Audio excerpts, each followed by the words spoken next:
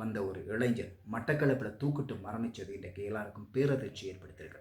அன்றிரவு 11 மணி வரைக்கும் குடும்பத்தோட தொடர்புல இருந்த பேரண்ட்ஸோட தொடர்புல இருந்தவர் தூக்கிட்டு மரணிச்சு காலையில் சடலமாக மீட்கப்பட்டிருக்கிறாரு. ஒருவேளை இது கொலையா இருக்கும் ஒரு ஆரம்பத்தில் சந்தேகங்கள் வெளியிடப்பட்டாலும் அவரை தூக்கிட்டு கொள்ள முயற்சி செஞ்ச சிசிடிவி வீடியோ இப்போ வெளியாகி இருக்கு.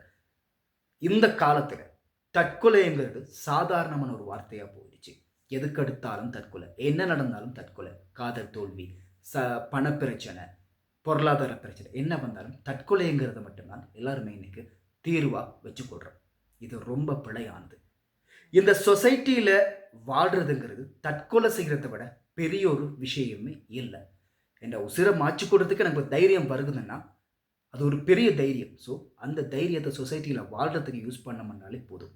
நம்ம உசிரை மாற்றிக்கொள்ள நினைக்கிற அந்த நேரத்தில் நம்ம பேரண்ட்ஸை கட்டாயம் நினச்சி பார்த்துக்கணும். நம்மளை பெற்று வளர்க்குறதுக்கு எவ்வளோ கஷ்டப்பட்டுருப்பாங்க.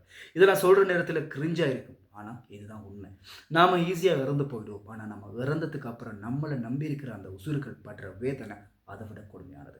ஒவ்வொரு உசிரையும் மாற்றிக்கொள்ள பிரச்சனைகள் வாரணத்தில் தன்னோட உசிரை மாற்றிக்கிட்டு அந்த வாழ்க்கையை முடிச்சுக்கோன்னு நினைக்கிற ஒவ்வொருத்தரும் நம்மளை நம்பி இருக்கிறவங்களோட முகத்தை கட்டாயம் நினச்சி பார்த்துக்கணும்.